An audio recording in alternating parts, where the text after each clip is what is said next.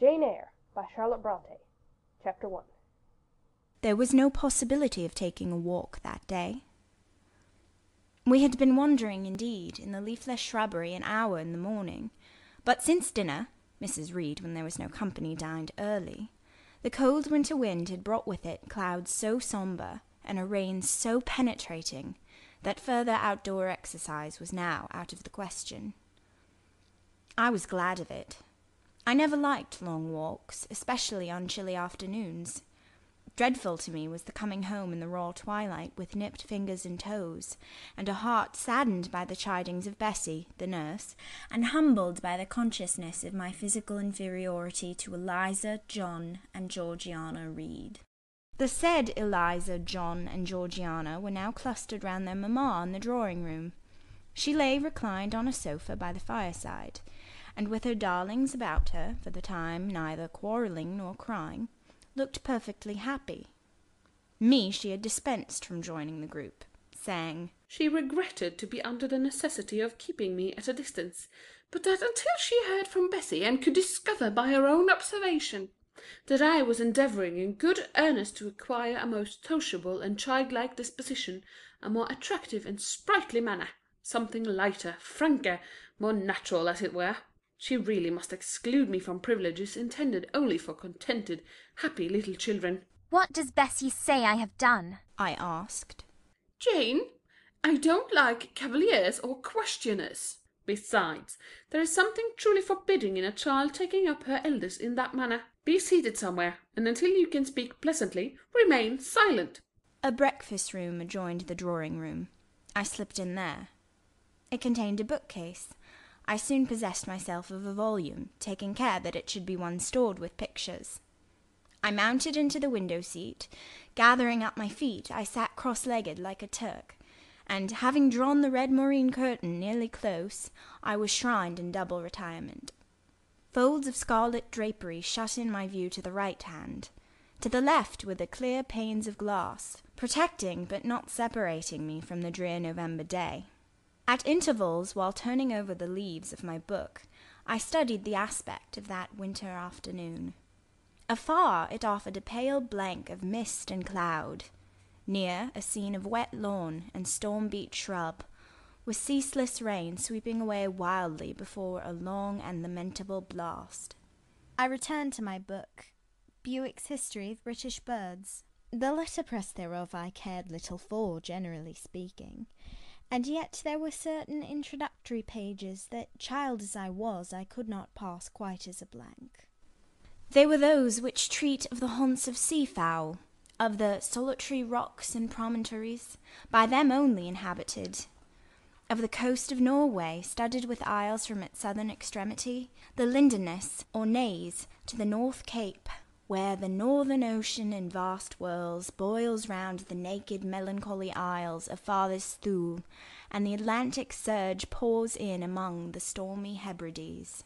Nor could I pass unnoticed the suggestion of the bleak shores of Lapland, Siberia, Spitzbergen, Nova Zembla, Iceland, Greenland, with the vast sweep of the Arctic zone, and those forlorn regions of dreary space, that reservoir of frost and snow, where firm fields of ice, the accumulation of centuries of winters, glazed in alpine heights above heights, surround the pole, and concentre the multiplied rigours of extreme cold.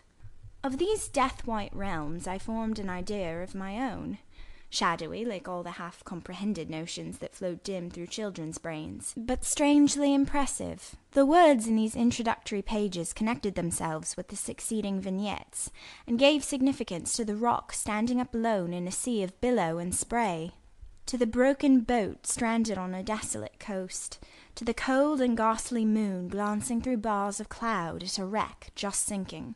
I cannot tell what sentiment haunted the quite solitary churchyard, with its inscribed headstone, its gate, its 2 trees, its low horizon girdled by a broken wall, and its newly risen crescent attesting the hour of eventide. The 2 ships becalmed on a torpid sea I believed to be marine phantoms. The fiend pinning down the thief's pack behind him I passed over quickly. It was an object of terror. So was the black horned thing seated aloof on a rock, surveying a distant crowd surrounding a gallows. Each picture told a story, mysterious, often to my undeveloped understanding and imperfect feelings, yet ever profoundly interesting. As interesting as the tales Bessie sometimes narrated on winter evenings, when she chanced to be in good humour, and when, having brought her ironing table to the nursery hearth, she allowed us to sit about it, and while she got up Mrs. Reed's lace frills and crimped her nightcap borders, fed our eager attention with passages of love and adventure taken from old fairy tales or other ballads, or, as at a later period I discovered, from the pages of Pamela and Henry, Earl of Morland. With Buick on my knee, I was then happy at least in my way.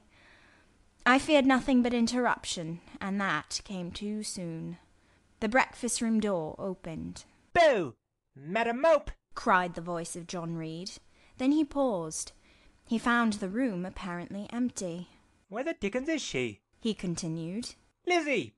Georgie!" calling to his sisters. "Joan is not here. Tell Mamma she has run out into the rain. Bad animal."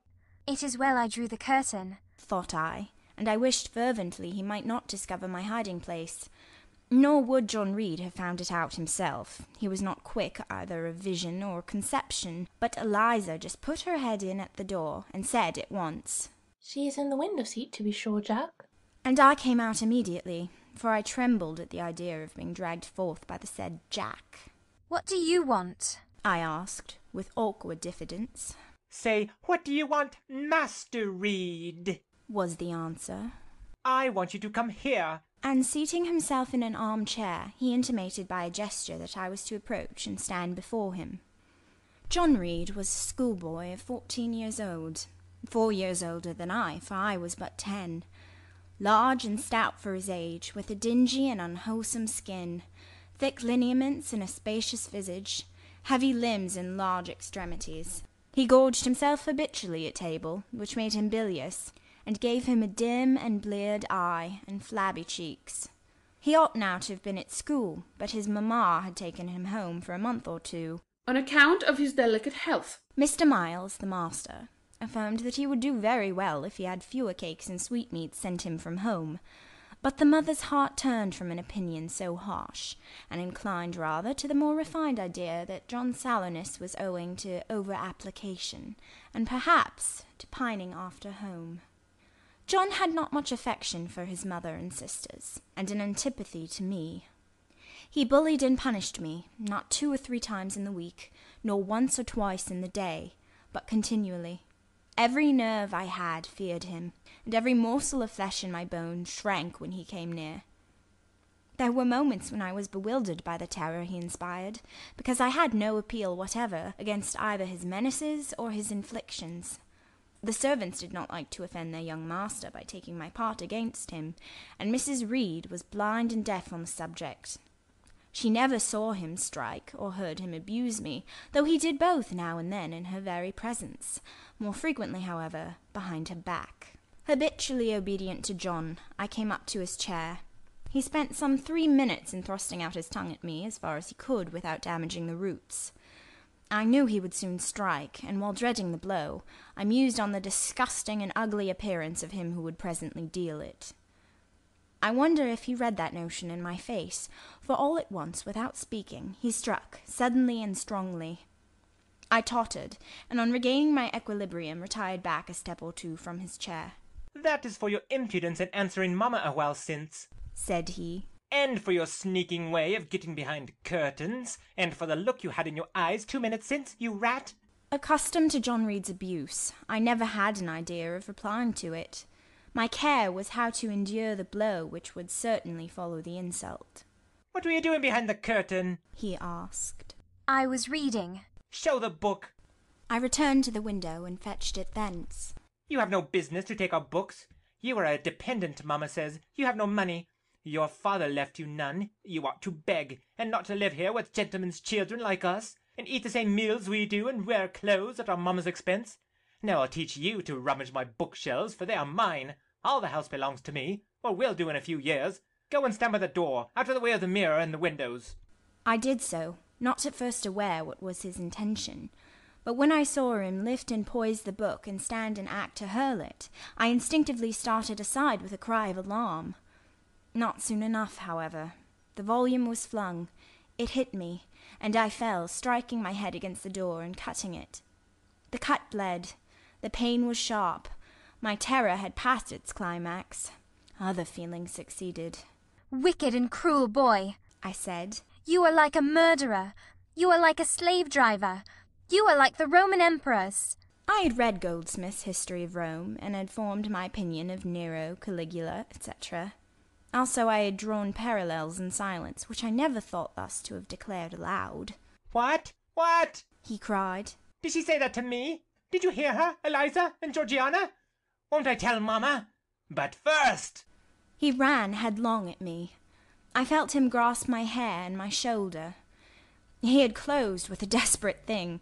I really saw in him a tyrant, a murderer. I felt a drop or two of blood from my head trickle down my neck, and was sensible of somewhat pungent suffering. These sensations for the time predominated over fear, and I received him in frantic sort. I don't very well know what I did with my hands, but he called me Rat! Rat! and bellowed out aloud. Aid was near him. Eliza and Georgiana had run for Mrs. Reed, who was gone upstairs. She now came upon the scene, followed by Bessie and her maid, Abbot. We were parted. I heard the words, Dear, dear, what a fury to fly at Master John! Did ever anybody see such a picture of passion? Then Mrs. Reed subjoined. Take her away to the Red Room, and lock her in there. 4 hands were immediately laid upon me, and I was borne upstairs. End of Chapter 1. Jane Eyre, by Charlotte Bronte. Chapter 2.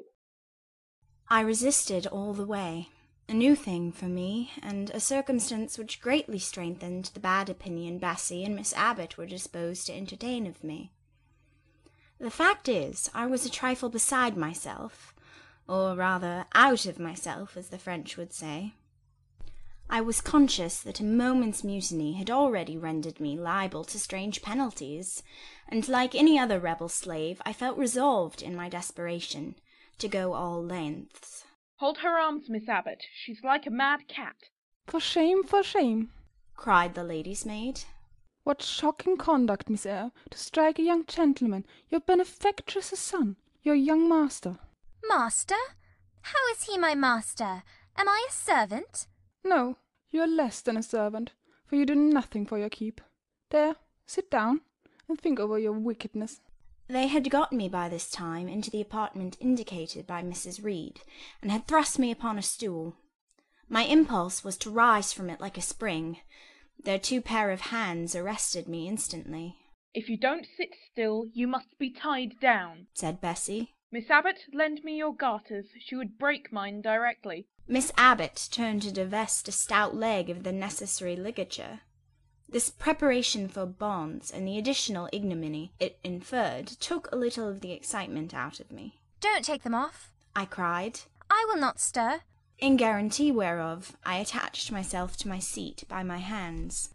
Mind you don't, said Bessie, and when she had ascertained that I was really subsiding, she loosened her hold of me. Then she and Miss Abbot stood with folded arms, looking darkly and doubtfully on my face, as incredulous of my sanity. She never did so before, At last said Bessie, turning to the Abigail. But it was always in her, was the reply. I've told Mrs. often my opinion about the child, and Mrs. agree with me. She's an underhand little thing. I never saw a girl of her age with so much cover. Bessie answered not, but ere long, addressing me, she said, You ought to be aware, miss, that you are under obligations to Mrs. Reed. She keeps you. If she were to turn you off, you would have to go to the poorhouse. I had nothing to say to these words. They were not new to me. My very first recollections of existence included hints of the same kind. This reproach of my dependence had become a vague sing-song in my ear, very painful and crushing, but only half intelligible.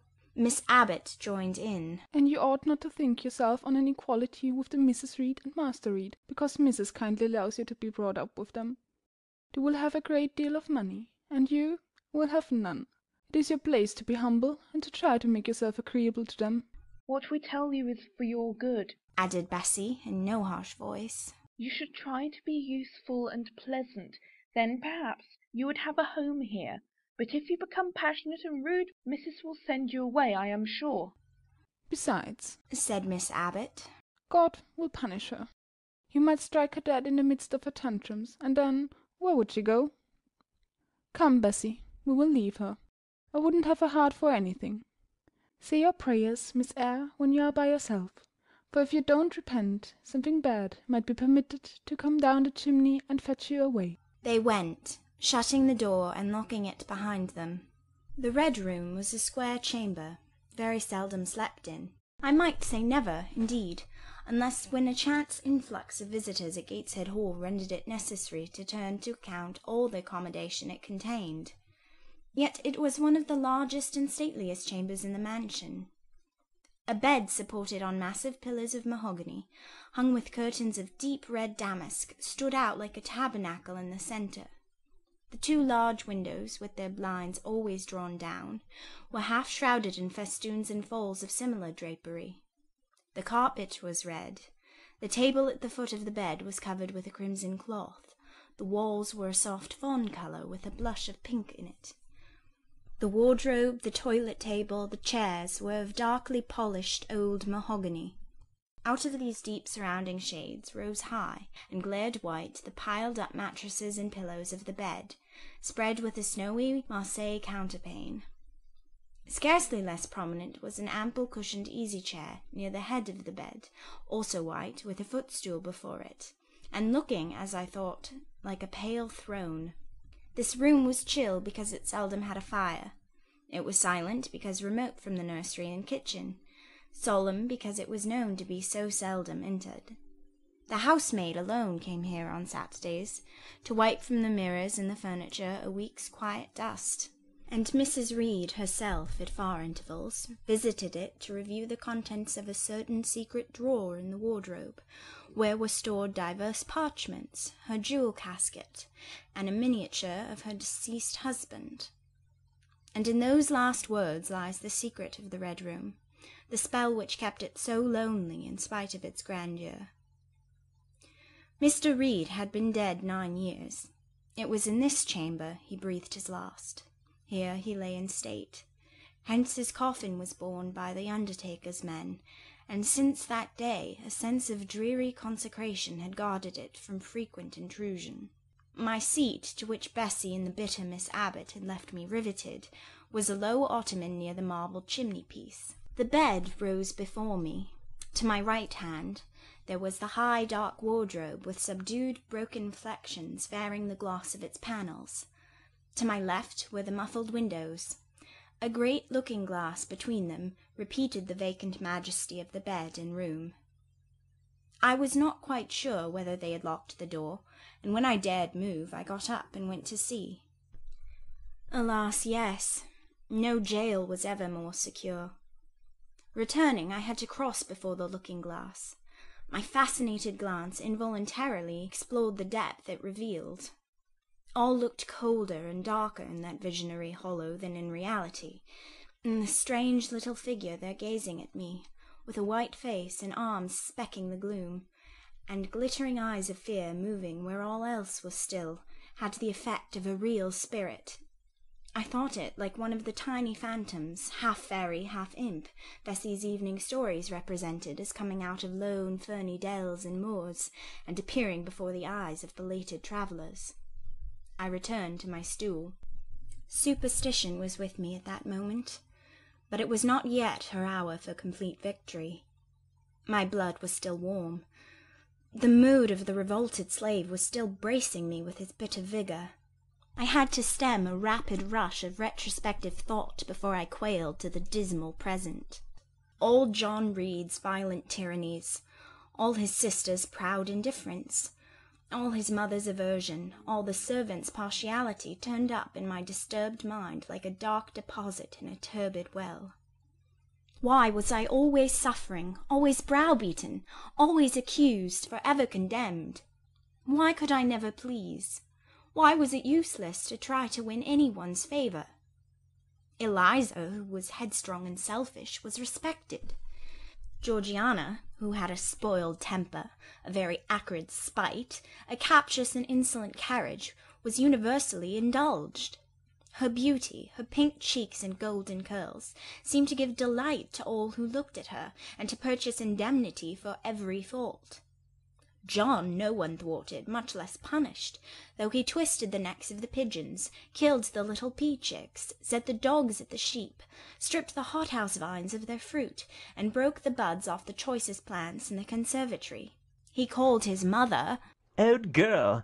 too, sometimes reviled her for her dark skin similar to his own, bluntly disregarded her wishes, not unfrequently tore and spoiled her silk attire, and he was still her own darling. I dared commit no fault. I strove to fulfill every duty, and I was termed naughty and tiresome, sullen and sneaking from morning to noon, and from noon to night. My head still ached and bled with the blow and fall I had received. No one had reproved John for wantonly striking me, and because I had turned against him to avert further irrational violence, I was loaded with general opprobrium. Unjust! Unjust! Said my reason, forced by the agonizing stimulus into precocious though transitory power, and resolve equally wrought up, instigated some strange expedient to achieve escape from insupportable oppression, as running away, or if that could not be effected, never eating or drinking more, and letting myself die. What a consternation of soul was mine that dreary afternoon! How all my brain was in tumult, and my heart in insurrection! Yet in what darkness, what dense ignorance was the mental battle fought! I could not answer the ceaseless inward question, why I thus suffered. Now, at the distance of I will not say how many years, I see it clearly. I was a discord in Gateshead Hall. I was like nobody there. I had nothing in harmony with Mrs. Reed or her children or her chosen vassalage. If they did not love me, in fact, as little did I love them. They were not bound to regard with affection a thing that could not sympathize with one amongst them, a heterogeneous thing, opposed to them in temperament and capacity and propensities, a useless thing, incapable of serving their interest or adding to their pleasure, a noxious thing, cherishing the germs of indignation at their treatment, of contempt of the judgment. I know that had I been a sanguine, brilliant, careless, exacting, handsome, romping child, though equally dependent and friendless, Mrs. Reed would have endured my presence more complacently. Her children would have entertained for me more of the cordiality of fellow feeling. The servants would have been less prone to make me the scapegoat of the nursery. Daylight began to forsake the Red Room. It was past 4 o'clock, and the beclouded afternoon was tending to drear twilight. I heard the rain still beating continuously on the staircase window, and the wind howling in the grove behind the hall. I grew by degrees cold as a stone, and then my courage sank. My habitual mood of humiliation, self-doubt, forlorn depression fell damp on the embers of my decaying ire. All said I was wicked, and perhaps I might be so. What thought had I been but just conceiving of starving myself to death? That certainly was a crime, and was I fit to die? Or was the vault under the chancel of Gateshead Church an inviting bourne? In such vault, I had been told, did Mr. Reed lie buried, and led by this thought to recall his idea, I dwelt on it with gathering dread. I could not remember him, but I knew that he was my own uncle, my mother's brother, that he had taken me when a parentless infant to his house, and that in his last moments he had required a promise of Mrs. Reed that she would rear and maintain me as one of her own children. Mrs. Reed probably considered she had kept this promise, and so she had, I dare say, as well as her nature would permit her. But how could she really like an interloper not of her race, and unconnected with her after her husband's death by any tie? It must have been most irksome to find herself bound by a hard-wrung pledge to stand in the stead of parent to a strange child she could not love, and to see an uncongenial alien permanently intruded on her own family group. A singular notion dawned upon me. I doubted not, never doubted, that if Mr. Reed had been alive he would have treated me kindly. And now, as I sat looking at the white bed and overshadowed walls, occasionally also turning a fascinated eye towards the dimly gleaming mirror, I began to recall what I had heard of dead men, troubled in their graves by the violation of their last wishes, revisiting the earth to punish the perjured and avenge the oppressed. And I thought Mr. Reed's spirit, harassed by the wrongs of his sister's child, might quit its abode, whether in the church vault or in the unknown world of the departed, and rise before me in this chamber. I wiped my tears and hushed my sobs, fearful lest any sign of violent grief might waken a preternatural voice to comfort me, or elicit from the gloom some hallowed face bending over me with strange pity. This idea, consolatory in theory, I felt would be terrible if realized. With all my might I endeavoured to stifle it. I endeavoured to be firm. Shaking my hair from my eyes, I lifted my head and tried to look boldly round the dark room. At this moment a light gleamed on the wall. Was it, I asked myself, a ray from the moon penetrating some aperture in the blind? No, moonlight was still, and this stirred. While I gazed, it glided up to the ceiling and quivered over my head. I can now conjecture readily that this streak of light was, in all likelihood, a gleam from a lantern carried by someone across the lawn. But then, prepared as my mind was for horror, shaken as my nerves were by agitation, I thought the swift darting beam was a herald of some coming vision from another world. My heart beat thick, my head grew hot, a sound filled my ears, which I deemed the rushing of wings. Something seemed near me. I was oppressed, suffocated. Endurance broke down. I rushed to the door and shook the lock in desperate effort. Steps came running along the outer passage. The key turned. Bessie and Abbot entered. Miss Eyre, are you ill? Said Bessie. What a dreadful noise! It went quite through me, Exclaimed Abbot. Take me out. Let me go into the nursery. Was my cry. What for? Are you hurt? Have you seen something? Again demanded Bessie. Oh, I saw a light, and I thought a ghost would come. I had now got hold of Bessie's hand, and she did not snatch it from me, She has screamed on purpose. declared Abbot in some disgust. And what a scream! If she had been in great pain, one would have excused it.